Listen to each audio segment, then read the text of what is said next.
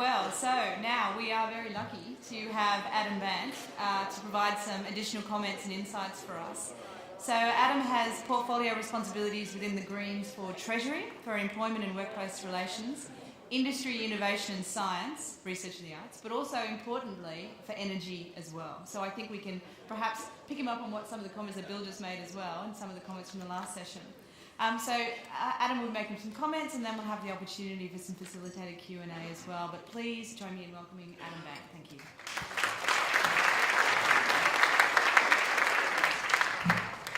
Look, thanks very much.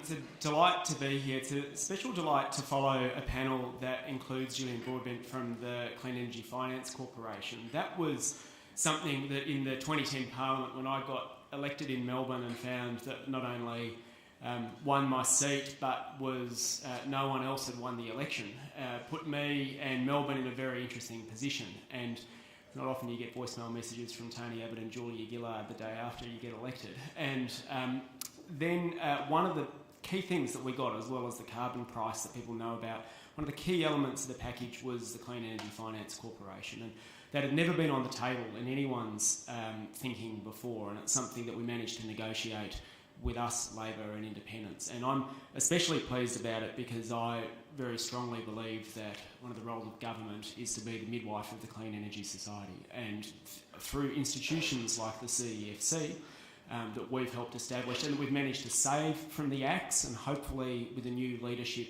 in the Liberal Party we'll get a formal change of position and they'll take their foot off the throat of the CEFC. I hope that that's an institution that from an election in Melbourne will be something that ends up enjoying cross-party support.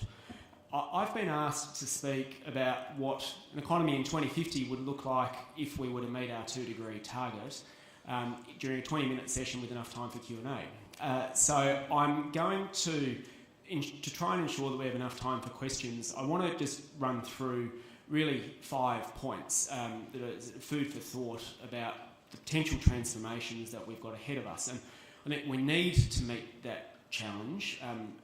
There's a lot of hype at the moment in following the conclusion of the Trans-Pacific Partnership negotiations about Australia transitioning from the mining boom to the dining boom, for example, and new opportunities for agriculture. Well, when some modelling tells us that by the end of the century, if we don't meet the 2-degree target, expect a 92% decline in productivity in the Murray-Darling Basin, we can understand the downsides that are there if we don't meet the target, but let's talk about the upsides. And so this is, in a sense, part prognosis, part optimism, and I think if we have a good sense of putting Greens into government between now and 2050, the latter will turn into the former. So, first thing I want to say about Australia's economy, point one, I think a low pollution industry isn't necessarily one building wind turbines or putting up solar panels. I think if you look at low pollution in an economy-wide perspective and think about what it means to have a given amount of pollution per job, then a low pollution job is the job of a teacher, or the job of an aged care nurse, or a job in the services sector, a job in finance. And I think that transition in the Australian economy is in many respects already underway, and given that 80% of the economy at the moment is us buying and selling things to and from each other, you can understand that and we know the pressures that the manufacturing sector has been under, including as a result of the high dollar from the mining boom. We're seeing that transition happen, not always willingly and not always in a planned way. But I think when you look at potential export markets, which I'll come to in a moment, I think there is a transition towards a higher proportion of the economy being services focused. I think that's something that can and should be accelerated and should be an integral part of a low pollution society plan. Because, as I say, I think there will be limited jobs, or there'll be lots of jobs, but it will be a defined proportion of the economy in renewable energy in particular. And so we need to have a plan that will take everyone else along there with us. And I think explaining that a low pollution job or a job in a 2-degree society is a job looking after people is something that we need to elevate in the debate. The second point that I want to make is that I think by 2050 we'll have swapped our exports and we'll have understood what it means for Australia to play a role in exports in a low pollution society. Lindsay Tanner, my predecessor in the seat, the former finance minister, said we need to ask ourselves the question, what will Australia sell the rest of the world in 15 years' time? And I think it's a very good question. And I still think that on current settings, the predominant view, probably within Treasury, is coal and uranium, and that will make up a large part of our exports. That is something that needs to shift. We're seeing the structural decline in coal that perhaps people have spoken to you about over the sessions here. But it's also about the mentality of the Australian society and the Australian government. We, for many years, have poured billions of dollars of public subsidies into the car industry, with the aim of making cars for domestic consumption but also for export. Despite the massive subsidies that have been going to the car industry, since 2009, every year, year on year, the amount Australia made from exporting health and medical products was greater than the amount we made exporting cars in any given year. And yet, when the car industry gets in trouble, it's front page news, and in many ways rightly so. And yet governments think nothing about trying to balance budgets by taking a few $100 million out of research and development. And that's a problem, and that's a problem that I think, and again I'm hopeful maybe with the new Prime Minister there'll be a bit of a change in thinking about this. It's a problem because we're currently only investing 2.2% of our GDP in research and development. The United States has set itself a target of getting to 3%. Many of our trading partners are up around 4 or 5%. And sadly, the trends aren't great in Australia. We did some research and found that the amount that Australia total government spending on research and development is at its lowest since we started keeping records 30 years ago. And with cuts to CSIRO, cuts to the likes of ARENA, you can understand how all of that accumulates, cuts to research components of higher education. That's something that will ultimately need to change. We'll especially need to change it because if the trend continues, we're going to find ourselves overtaking some pretty unsavoury company. And, it's nice that we're ahead of Greece in the amount that we spend on research and development in Australia as a percentage of GDP. But when you look at countries that are doing well in clean energy, but also countries that we trade with, you can see the difficulty that we're getting into. The money is there. The money that we're currently spending on subsidies for the fossil fuel industry could more than easily put us up the top of that chart. So if we said, instead of spending money so that the likes of Gina Rinehart can buy cheap and subsidised diesel fuel for their trucks, instead we're going to put that money into research and development. We don't need to make the case for new taxes on people. It's already there. And I think eventually people are going to twig that money is not being used well by the government. And they're going to demand, and especially at some point, the rhetoric about Australia being a high-value, high-wage society that is based on innovation is going to rub up against the continual funding cuts, and people are going to demand a shift. Third point, what will it look like in 2050? Well, I think most of the significant funds in Australia, especially government-owned ones or government-supported ones, will have divested. When you think about the size of $1.5 trillion of superannuation funds that exist at the moment, that are effectively a government underwritten direction to create a pool of money, and you realise that those funds are essentially public funds, then you realise that those funds are subject to public pressure, and in a way that other funds aren't, or aren't necessarily. And when you consider that Norway, its sovereign wealth fund, has just divested from fossil fuels, and the biggest superannuation fund in the United States has, and we're seeing superannuation funds do that here. And you understand that that's not people in dreadlocks sitting around boardroom tables making those decisions. That's savvy people who are seeing future risk and factoring it in, or seeing current risk and future risk and factoring it in. You understand why. And if you haven't already read the speech from the Governor of the Bank of England, Mark Carney, then it's worth it, because there's two key points that come out of that, I think, from the divestment perspective. The first is he does the maths and he makes the point that the majority of fossil fuels in the ground need to stay there if we're to meet 2 degrees. Now, that is something that climate activists have been saying for some time, and the commitment to a 2-degree goal has been something that leaders globally have committed themselves to, but no one's yet drawn the link as to what that means. No one of that seniority has drawn the link as to what that means for our carbon budget. And when you think about it in terms of carbon budget, as the Bank of England is now starting to think about it, then one can't help but draw the conclusion that only, depending on which maths you do, you're looking at somewhere around 20%, maybe 25% of known fossil fuel reserves that can be dug up and burnt, and the rest need to stay in the ground. Now, that poses a massive challenge for particular business models. The second point that he made in his speech that I think is important is the point around risk. And he didn't use these words, but the words that I will use is that coal is the next tobacco, it's the next asbestos. And increasingly people are going to start seeing it that way.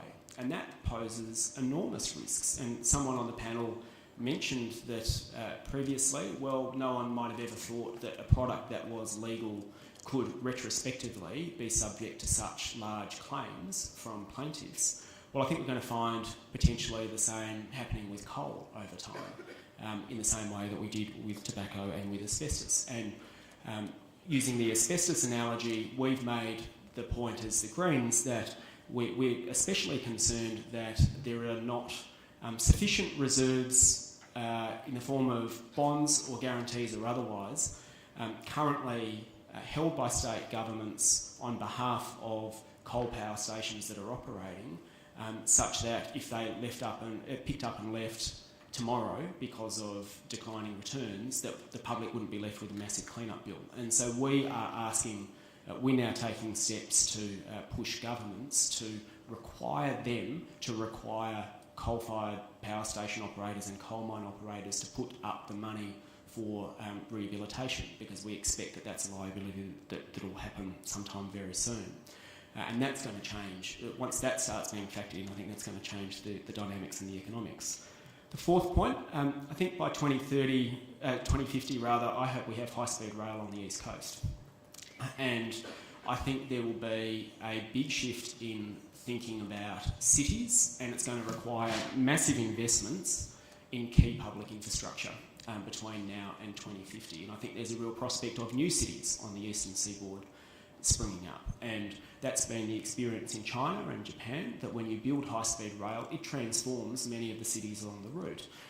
All of a sudden, you can live 300 kilometres from Melbourne and get into Melbourne CBD within an hour. And that makes life a very interesting proposition for those cities that are along the routes. But that new public investment in key public infrastructure is going to include things like housing as well. It just has to. And it's going to include transport, as I've said, and the conditions that are going to be put on that massive new public infrastructure that's going to be needed just to deal with population growth provides massive opportunities. The last thing I want to talk about very briefly is the massive transformation in energy that's going to be needed.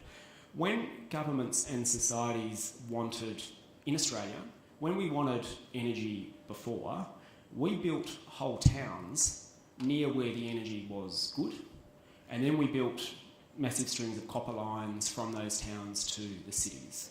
And when there wasn't enough energy anymore, we dug up those whole towns and moved them so that we could get to where the coal was yet again. That's what we used to do in Victoria. My view is, given that the scale of transformation that's necessary, we're going to do a version of that again. We're going to have to embark on a project of building energy systems and energy grids to where the renewable energy is good. That's going to involve a number of things. It's going to involve new power stations. It just has to. When you think about the scale, if we're looking at about 15% currently of Australia's electricity being generated from renewable energy, even just to meet Labor's proposal of 50%, so you're talking about three times as much as building 3 lots in addition to what currently exists, If you're more ambitious, as we are, talking about 90% sometime soon, you're talking about vast numbers of multiples of existing installed renewable capacity. So we're going to need to do that. A lot of it will be decentralised, but a lot of it won't. And that's going to pose interesting challenges for the grid, because the grid is a series of copper lines out to coal mines and a few interconnectors. And it's not necessarily a grid built to where the renewable energy is. I think if we look to Germany, we can see the direction that countries like Australia will go. They have a right to connect for new renewables. That makes projects like offshore wind financially much more attractive, because you know that the grid, the transmission network operator, has to build a line out to connect you when you build them. I think we're going to be pushing for that here as well. Not only is there a right to connect, but there's the operators have has priority into the grid. So when it comes to order of shutting down or switching off power that comes into the grid, renewables take priority. With those kind of changes, I think we help unlock a huge pile of investment, provided some of the other barriers can be met. Storage, I think, is going to be critical arena. The Australian Renewable Energy Agency, its last round of grants have been specifically into storage, and at the moment solar PV and storage, but it could be broader than that. There's some incredible innovations happening. There's up at Melbourne Uni, there's a guy who started a business called Electrify. He's worked out that batteries from electric cars or from your laptop that you're typing into now, most of them get discarded when they're still about 80% useful, just because those high-performance devices require that last 20% to be able to do the job. He's developed a box that's part hardware, part software, that you can go and plug your old batteries from your electric car or from your computer into, and it becomes a battery for storage for your solar PV at about a fifth the price of buying one from Tesla. And he went up to the e-waste station with his little electricity testing meter and found that pretty much all of the batteries that have been discarded were about 80% efficient. So you can see these new innovations that are going to come, that are going to rapidly, in very creative ways, rapidly drive down the cost of storage, and that's going to pose incredible challenges. The last thing I want to finish on this, is that I think it's time, if we're thinking about Australia in 2050, I think it's time to think about Australia's comparative advantages anew. We've thought about coal and uranium as comparative advantage, and I think we should start thinking about solar and wind in the way that we think about coal and uranium.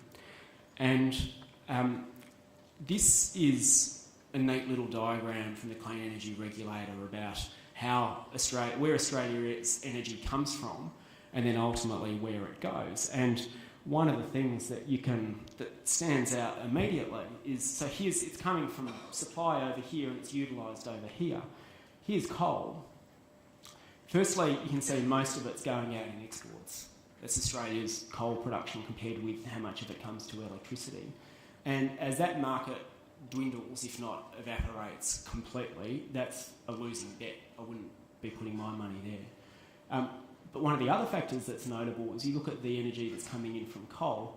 This down here is losses. This big brown line is how much of this big line here goes out in losses. For every 3 units of coal that comes in, only 1 unit finds its way out to usable electricity on the other side. And the rest is lost as heat. That's where the pollution comes from, and in transmission losses as well. And I think sooner or later people are going to twig to both of these, that neither of those things are sustainable. And I think in that context, Australia has an enormous potential advantage of being a renewable energy superpower in the world. So, and I'll finish with three points. One is, I think, as the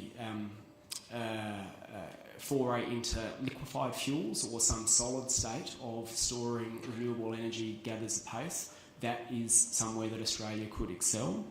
Secondly, batteries and storage that I've mentioned.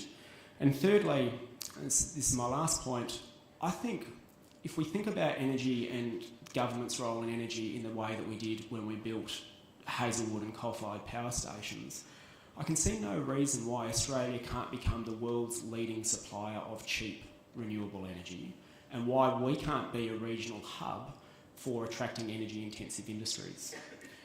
A lot of you look at Iceland, where geothermal is being used to smelt aluminium. There's no reason why Australia can't invest now in the grid, in these kind of technologies, to become a place that supplies lots of cheap renewable energy to energy-intensive industries. And I think that's something, when all of this dries up, as it's going to, that's a pretty good export market for us as well. Thank you.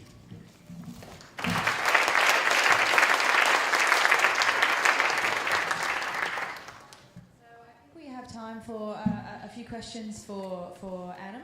So while you're preparing your thoughts, I may ask, and while the microphone's roving around, I may start with a couple of quick questions. The first is just about international policy settings. We look like we're heading towards successful outcome in Paris at the end of the year. How do those sorts of international signals, do you think, translate into economic signals for Australia? And what will be the impact of a successful outcome in Paris? Look, what I would really like to see out of Paris is and this is where the Governor of the Bank of England's speech gives me a bit of hope, I would like to see a realistic assessment of a pathway to a 2-degree world and what it means in terms of the carbon budget we've got left. Because at the moment, I feel that a lot of those concepts are a bit abstract in the minds of governments and in the minds of population. And I think once it's understood how much fossil fuel can no longer be dug up and burnt because it poses a risk, and once that's accepted, and once we start thinking about carbon budgets in the way that we think about government budgets, then I think that will bring about a huge shift. Even if nothing legally binding comes out of it, if there's a shared understanding that if you're going to say 2 degrees, you've got to mean 2 degrees, that would be very, very helpful. Questions from the audience? While the microphone is roving around, then I will ask another question. You mentioned the Bank of England, the speech by Mark Carney, and some of the comments that he made around translating the carbon budget into investor signals as well. He also talked about 2 other aspects around disclosure and risk assessment for investors. Do you see a role for regulators, for example, in terms of facilitating greater consistency across the industry and disclosure? Yeah, I think there is, and I'm aware of I know the industry itself has done a lot, and I know that a number of people like John Hewson have sort of driven that quite hard, and I think there's a key role for government in doing that. And we've had a couple of attempts at getting the government to take that seriously. We weren't given a huge amount of hope when the government released its intergenerational report under the last administration, and the first thing it said about climate change is, oh well, there's upsides and downsides of climate change, and it provides a lot of opportunities for us, including potentially carbonated beverages, because there's going to be an exit. This is what was in the government's. This is the government's analysis of the implications of climate change for intergenerational equity, and so to go from there to say you've actually got to disclose risk associated with your assets is quite a shift. So we're trying to get them along the way. All right, I think we have a question over there. Magically on? Yep. Hi, I'm Sarah Barker from Minter Ellison Lawyers. I wanted to pick up on Bill Hartnett's big idea from the previous session around the super funds all banding together and buying up all the coal-fired power stations for the paltry sum of 30 years' worth of carbon credits. I know one of the political issues with regulatory intervention in shutting down, say, the plants in the Latrobe Valley, etc., are that there are people employed in those regions and those people vote. So what discussions are the Greens having with the major parties around, well, what is a transition plan for those communities? You know, in the same way as when the bottom fell out of manufacturing in Geelong, okay, we'll put the National Disability Service headquarters there. So what are the plans that you have to transition communities in affected fossil fuel areas? It's a good question. Can I say firstly that a price won't be enough to shut down coal-fired power stations, brown coal power stations in Victoria, simply because at the moment the marginal cost for Hazelwood it's pretty low. It just has to. It's got a coal mine right next to it. It's had all its investment and it's not putting in any more. All it has to do is dig up a bit of coal from right next door and burn it. And nothing's going. Well, not nothing, but the reports from a lot of the workers down in the valley is that they're not investing in maintenance anymore. We saw the Hazelwood mine fire. And one piece of analysis from Melbourne University said that even if you had a carbon price of $25, that wouldn't be enough to shut down Hazelwood. In fact, perversely, from a pollution perspective, if you only had $25, what it would do is make some of the black coal operators in New South Wales that are notionally less polluting than the brown coal ones, it would make their costs, it would put them out of action as opposed to the brown coal. So my point about that is that a carbon price can only be one part in the toolkit if you're wanting to shut down places like Hazelwood. So there has to be some form of regulatory intervention. We're pushing for the establishment in the way that governments did in places like the Hunter when you had closure of steelworks in the past. We're pushing for the establishment of a joint Commonwealth State authority that is charged with transitions, that's given enough money to look at things like providing tax holidays or rates holidays and the like for industries that want to come down and invest there. Governments have explored, the TAC is down in Geelong, as the government has, I think it's the TAC, might be WorkCover, the government has moved arms of the public service to areas that have been in strife from an employment perspective. And we've spent a bit of time with people down in the valley talking about what alternatives might look like for them. So I think it's a key piece of the puzzle, and that's what we're putting on the table. Well, I think we might have to wrap it up there. Oh, hang on, we've got one more question over here. Just one more question. Crystal Fleming from IGCC. I just wanted to know what you say to this argument that we come up against again and again, and we see it again in the papers today, that it's all well and good for us to have this position here in the first world, but we still have to provide electricity to 1 billion people, and so therefore we have a moral case for fossil fuels. So I wanted to know, what you give in your response to that. Well, there's two things. One is, I think Australia can, if you've got developing countries that are trying to lift their populations out of poverty, Australia cannot ask them to shift away from coal if we're not doing it ourselves as a rich country. And for so long as we don't do it, we give everyone else the excuse to take no action, because they will point to us and say, well, you're not doing anything, so we're not going to do anything. Secondly, this is let's take a country like India, for example, where in many parts of it there is not yet the kind of established series of copper lines out to coal mines and the centralised network that we've got. What a perfect opportunity to jump in and leapfrog the mistakes that we've made and go straight to a largely decentralised power system that's based on renewables. And that's where Australia's assistance, rather than giving them coal, let's give them technology. And let's give them the funds to build what could be a world-leading renewable decentralised power grid over there. So I'd say that we've got a responsibility to assist, but it should be technology, not coal. Great. Well, I think we might wrap it up there in terms of running out of time. Please join me in thanking Adam Bandt. Thank you.